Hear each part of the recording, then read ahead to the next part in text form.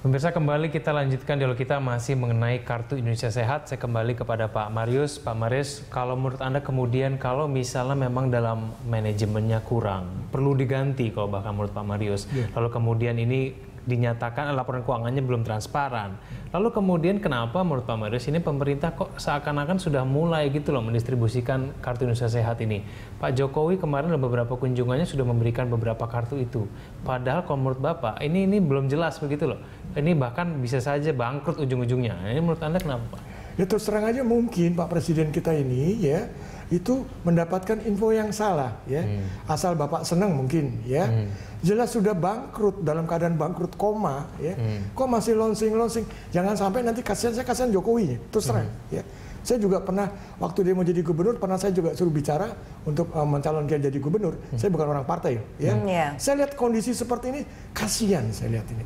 Tolonglah pembisik-pembisiknya ini menceritakan situasi kondisi dari badan BPJS ini ya, yang real ya.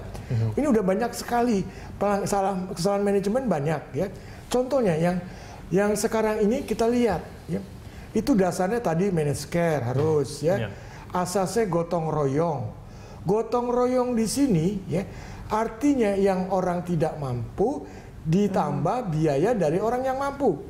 Sekarang atau disubsidi. Sekarang ini gotong royong karena uangnya orang yang tidak mampu masih ada pada waktu itu ya. Uang yang mampu itu ternyata biayanya cukup besar, akhirnya dilempar ke orang mampu. Kan ini udah salah. Dan ini ada aturannya di Undang-Undang BPJS, kesalahan pengambil keputusan pidana 6 bulan. Ya. Sekarang udah mau ngambil uangnya dari ex-askes 5,6 triliun. Sudah mau ngambil uang induknya. Ya kok didiamkan saja. Sedangkan itu masih launching ya. Jangan sampai deh dibilang nanti Mr. Launching ya. Terus program yang di launching selama ini juga ya, itu kayak fingerprint, terus data dari jam sostek ke BPJS itu ex jam sostek banyak yang double ya. Terus komputernya juga tinggal ruangannya aja ya. Dia banyak sekali ini. Karena kenapa saya pantau ini, karena kebetulan saya dulu bertiga yang mengusul amandemen Undang-Undang Dasar 45. Saya mewakili konsumen, Profesor Dr. Merdias Almasil mewakili akademisi karena waktu dekan FKM UI, Dr. Merdias Almasil mewakili Ketua Pengurus Besar Ikatan Dokter Indonesia. Tidak dari partai, tidak dari pemerintah, tapi dari wakil masyarakat. Ya, usulan Anda apa Pak waktu itu? Transparansi atau apa? Kan di situ terjadilah amandemen Undang-Undang Dasar 45 sehingga keluar pasal 28H kesehatan sebagai hak asasi. Pasal 34 wakil miskin kesehatannya dan orang terlantar kesehatannya wajib ditanggung oleh penyelenggara negara. Nah, habis itu ada pada zamannya Ibu Megawati keluarlah Undang-Undang SDSN 2004. Setelah ganti presiden, ini Pak SBY juga menunda-nunda ya untuk melaksanakan namanya BPJS. Harusnya 2004, 2009 undang-undangnya udah ada, harus sudah terlaksana. Baru pada tahun 2014 ini begitu. Itu juga dipaksa. Itu juga dipaksa. Saya pakai jadi saksi di pengadilan, pakai sidang-sidang ya. Jadi bukan programnya Pak SBY juga. Jadi ini janganlah pikir, oh JKN itu program BPJS. Bukan.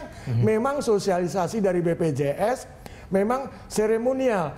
Contohnya di Medan, ya sosialisasinya gedung kantor BPJS ditutup gambarnya SBY. Oke Pak, nanti kita lanjutkan lagi masalah rincian ini seperti apa mungkin penyelewengan dari implementasi BPJS. Tapi kita langsung saja ke ujung telepon, sudah ada Pak Dedi. Ya, Pak Dedi di Jakarta. Selamat siang Pak Dedi. Iya. Silakan Pak.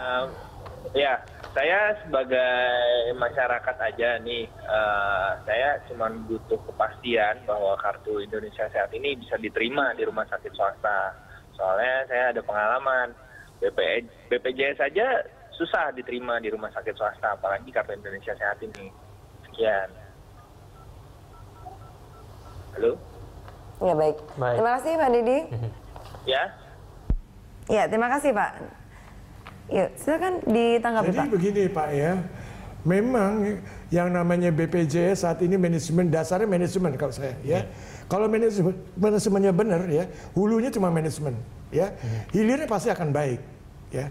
Mungkin ada kekurangan sedikit-sedikit wajar ya. Tapi kalau dasarnya manajemennya udah nggak benar ya, kesannya pasti nggak benar ya. Dan mereka itu lebih senang menyala-nyalai rumah sakit, menyala-nyalai tenaga kesehatan ya. Bahkan sekarang yang ada yang menolak rumah sakit pemerintah ya, karena memang hitung-hitungannya nggak benar ya. Terus lalu ditakut-takuti ya, kalau swasta nggak mau akan dicabut izinnya ya. Kalau nggak bisa disalahin juga ya Pak Marius ya, kalau rumah sakit swasta atau rumah sakit tertentu menolak itu menggunakan BPJS. Kalau menurut saya selama manajemennya kayak begini, saya mendukung ya. Kita real dong, karena rumah sakit ya itu kan kalau dia tidak ada atau bangkrut ya, terus kemana nih konsumen mau berobat ya? Jelas rumah sakit pemerintah kan terus terang aja nggak cukup untuk rakyat, dan pemerintah sebetulnya nggak usah nambah banyak-banyak, tinggal manajemen BPJS-nya dibenarkan sehingga rumah sakit swasta atau klinik swasta itu dengan legowo ya. Contohnya obat lah, obat generik sekarang perusahaan swasta ikutan loh, nggak usah dipaksa, nggak ada ancaman, cabut izin, itu nggak benar. Manajemen apa? Pakai ancaman, pasti nggak baik pelayanannya. Kita juga sudah terhubung di ujung telepon, ada Ibu Dina di Jakarta. Selamat siang Bu Dina.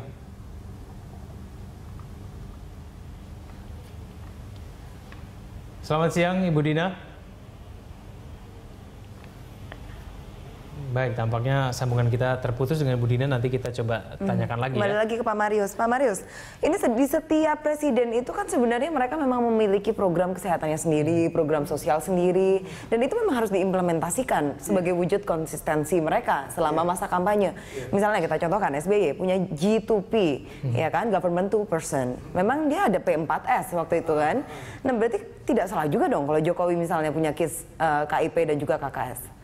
Jadi ini terus terang ya, karena sosialisasinya seakan-akan program BPJS adalah programnya penguasa yang lalu ya. Karena sosialisasi BPJS coba kita lihat, pasang baliho 2 miliar ya, gambarnya Pak SBY lagi ngasih kartu JKN, BPJS JKN. Di Medan saya pada waktu itu datang juga ya, itu gedungnya BPJS yang besar ditutupi, diselimuti. Gambarnya Pak SBY lagi kasih JKN ya. Saya pikir memang di sana angka demam berdarah kan tinggi ya. Mungkin apa gedungnya takut kena penyakit nyamuk demam berdarah. Ya? Program fogging. Sampai harus ditutupin begitu ya. Kayak begitu. Jadi kesannya mungkin informasinya nggak sampai ke Jokowi ya. Sebetulnya ini bukan program pemerintah. Malah yang meng-ACC-kan, yang tanda tangan undang-undang SJSN adalah Ibu Megawati. Makanya tertunda karena ganti presiden. Mesti pakai pengadilan, mesti pakai macam-macam lah perjalanannya tuh. Barulah bisa, harusnya 2009, maka tadinya SBY mau menunda lagi 2016. Saya protes lagi. Ini kalau Pak SBY pada waktu presiden artinya melakukan euthanasia secara pasif. Ya. Orang miskin dibiarkan lah. Nah, artinya melanggar Undang-Undang Dasar 45. Karena kita tahu presiden waktu dilantik, dia kan mengatakan disumpah akan melaksanakan Undang-Undang Dasar 1945. Baik, salah satu pasalnya adalah itu. Baik, Pak Marius, kita lanjutkan dialog kita di segmen selanjutnya. Pemirsa tetaplah bersama kami di Lunch Talk.